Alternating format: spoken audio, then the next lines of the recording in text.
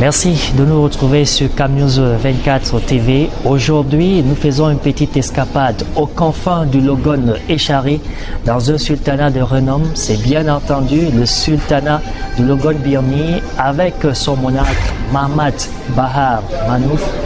Bienvenue sur le plateau de CamNews 24, Votre Majesté. Merci. Et merci de nous accorder donc cette primeur. Avec donc le sultan sénateur, on va aborder des questions relatives à l'actualité sénatoriale, bien entendu, depuis la rentrée sénatoriale le 14 mai 2013. Cela dit, chers téléspectateurs, Mahamad Manouf, Mahamad Marouf, depuis le 8 mai 2013, vous avez été nominé par le chef de l'État sénateur de la région de l'extrême nord, précisément du Logone Birni. Alors, dites-nous, jusqu'ici, le Camerounais ordinaire a de la peine à se faire une représentation exacte du Logone Birni. Dites-nous donc, quelles sont les populations, ou du moins les ethnies et tribus qui coexistent et vivent en paix dans cette partie du pays? Merci pour CamNews de m'avoir accordé ce temps pour présenter en quelques mots le sultanat de Logone Birni. Le sultanat de Logone Birni couvre 3 arrondissements, à savoir l'arrondissement de Zina, l'arrondissement de Ouaza et bien entendu l'arrondissement de Logone Birni. Bon, il y a à peu près plus de 80 000 âmes qui y vivent. Bon, on peut rencontrer 3 grandes tribus, à savoir les Kotoko, les Arabes et les Mousgoum. Cependant, il y a également des Kanouris, des Fulbé, des Massa, et j'en passe, il y en a des petits groupes ethniques. Bon, la population vit en général de la pêche, puisque nous sommes situés à côté du Logone, de la pêche, de l'agriculture, surtout le riz, le mil blanc et le mil rouge, sans oublier le maïs également. Voilà, sans oublier le maïs, voilà un tout petit peu brosser l'alimentation, ou du moins la ration alimentaire de cette population dans l'extrême nord du pays. Cela dit, bien avant justement ce 8 mai, il nous est également difficile de retracer le parcours de Sa Majesté. Alors est-ce que Sa Majesté, sultan de Logone Birni, peut nous faire l'honneur et le privilège de retracer un tout petit peu son parcours? Mahamad Bahar Manouf, fils du sultan Marouf et de Famata. Je suis né le 9 juillet 1956 à Logone Birni. J'ai fait mes études, mes premiers pas d'école à Logone Birni avant d'arriver à Pitois, près de Garoua. Cette école s'appelle Groupe scolaire de Pitois. Pas école publique comme nous avons l'habitude d'entendre, mais c'était un groupe scolaire de Pitois, où je suis arrivé là-bas étant au CM1. Bon, jusqu'au CM2, et puis j'ai poursuivi mes études au lycée de Garoua. Bon, je suis sorti du lycée de Garoua en 1975, après avoir obtenu mon BPC. Bon, mon père, qui est sultan, je l'ai donc succédé en 1965, quand j'avais, si vous calculez très bien, j'avais 9 ans. Bon, donc j'ai poursuivi mes études, et c'est le mari à ma tante, la petite sœur à mon père, qui a assuré donc la régence jusqu'à ce que j'arrive donc à 75, à l'âge de 19 ans, où j'ai pris donc les rênes.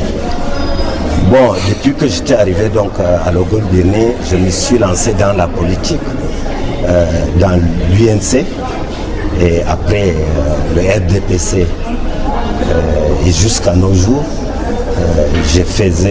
j'encadre ma population, et je crois que c'est assez suffisant pour tracer un peu la vie du sultan Mahamad Bahar. Voilà, désormais donc les téléspectateurs et bien d'autres Camerounais qui sont édifiés et surtout fixés sur le parcours du sultan. Alors, sultan, sénateur, vous partez d'un palais à un autre.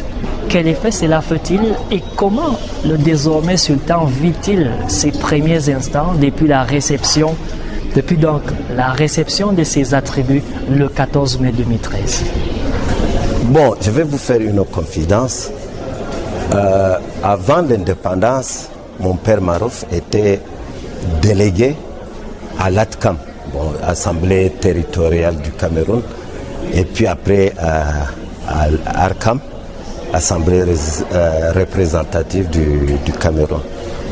Et depuis donc, ça c'est avant l'indépendance, depuis lors, on n'a pas eu un député, en quelque sorte, à Logon-Birni.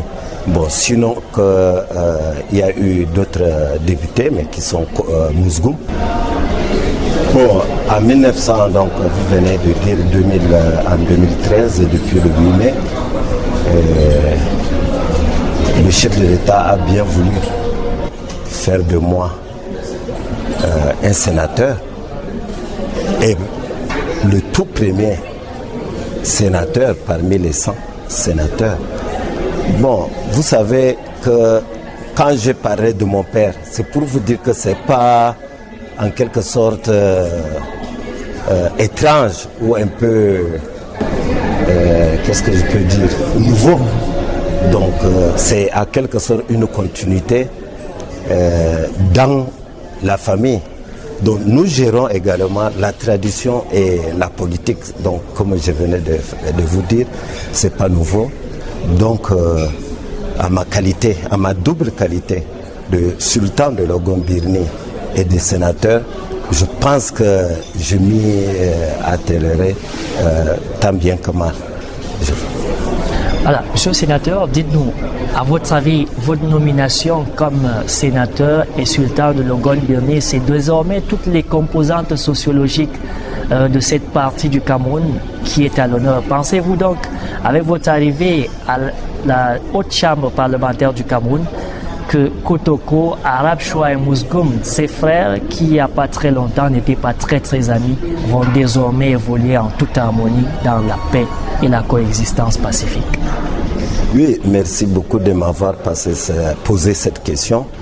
Bon, heureusement, vous savez que cela fait déjà plus de 2 ou 3 ans que ces deux ethnies, et voire 3, parce que Arabe, Kotoko, vous le dites, mais il y a aussi des problèmes entre Kotoko et Mouzgoum.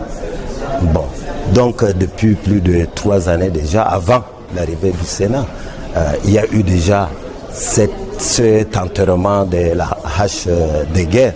La hache de guerre était totalement enterrée.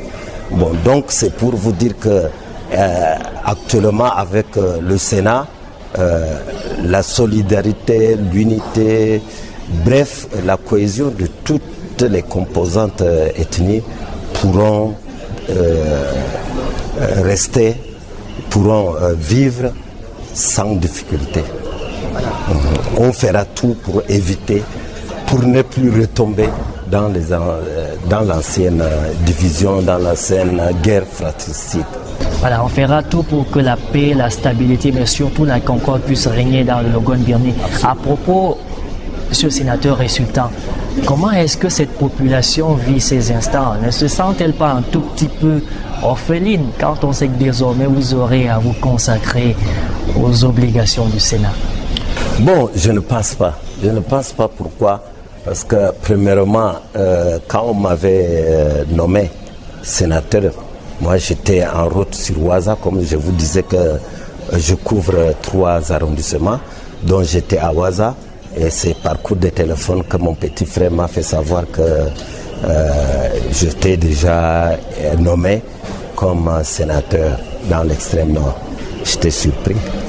Bon, donc c'est dire que la population même d'abord est joyeuse, est contente, sachant que la mission qui va m'écomber, voilà, ça ils le savent très bien. Donc si la population est joyeuse, donc je ne pense pas qu'elle pourra être orpheline, elle pourra peut-être m'encourager. Donc je me dis que le sénatoriat ne va pas un peu déranger. Et puis il y a une chose également, c'est que l'organisation traditionnelle du sultanat de Logone-Birni est très bien mise en place. Parce que quand le sultan est absent, il y a la cour. Donc parmi la cour, il y a le premier notable, bon, à l'occurrence Chahwa, qui est... Oui, par exemple, voilà. Non, parce qu'il y a Chahwa qui est le gardien du palais. Et puis il représente donc le sultan. Mais le Kaigama, c'est un autre titre. C'est Djinama, c'est-à-dire le chef de canton de Zina.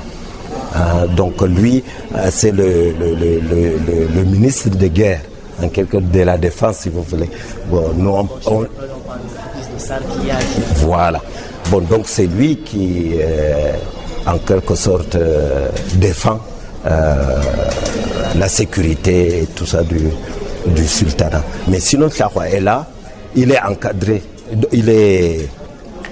il travaille avec d'autres notables. Donc, il y en a 4 groupes de notables, de 4 personnes. Donc chaque fois qu'il y a un problème, il les appelle et puis il soumet. Le sultan n'étant pas là, voilà le problème qui arrive, ou voilà le préfet ou le sous-préfet envoie une note, et puis ils se réunissent, ils débattent, et ils décident, et ensuite le Chahwa rencontre donc sous-préfet ou préfet. Autrement dit, c'est la continuité, il n'y aura pas rupture. Absolument. Cela dit, monsieur le sénateur, dites-nous, sur le plan familial, comment cela va-t-il donc se passer? Oui, là, c'est vrai, ça c'est un peu difficile, parce que séparer de sa famille pendant un mois, vous savez, c'est un peu difficile, mais je saurais comment gérer de temps en temps. Bon, peut-être que les reines ne sortent pas du palais, mais avec mon nouveau turban de sénateur ou ma nouvelle écharpe de sénateur, bon, de temps en temps, une des dames pourra être à mes côtés quand le service me demandera d'être à Yaoundé pendant un mois ou plus. Donc c'est dire que la famille, bon, ne souffrira pas également de mon absence, tellement de mon absence. La famille ne souffrira pas également de votre absence. Alors, monsieur le sénateur, pour sortir, quel peut être donc l'apport des autorités traditionnelles dans une chambre qui se veut être le censeur de la République, où c'est beaucoup plus les sages qui y siègent? Oui, c'est là le problème. Bon, vous savez que toutes les populations, comme vous venez de dire, comptent sur les chefs traditionnels. Les chefs traditionnels qui sont également auxiliaires de l'administration entre donc l'État et la population. Bon, je crois qu'avec mes collègues, les sénateurs chefs traditionnels, derrière le chef de l'État, nous pourrons faire ce qui est à notre possible de satisfaire. Nous ne pourrons pas dire qu'on peut satisfaire totalement les populations, les désirs des populations, mais on fera ce qu'on peut afin que l'émergence que le chef de l'État prône 2035 soit réalité avec les grandes réalisations. Voilà. Merci, sénateur, de nous avoir accordé cette primeur. J'ai un dernier mot. Et grâce à Cam News, je voudrais avant tout remercier le chef de l'État, son Excellence Paul Biya, toute ma gratitude envers lui pour m'avoir fait sénateur, m'avoir nommé comme sénateur. J'ai pris bon Dieu en fait qu'il ait une longue vie, il soit à bonne santé, en fait de diriger notre pays, le Cameroun.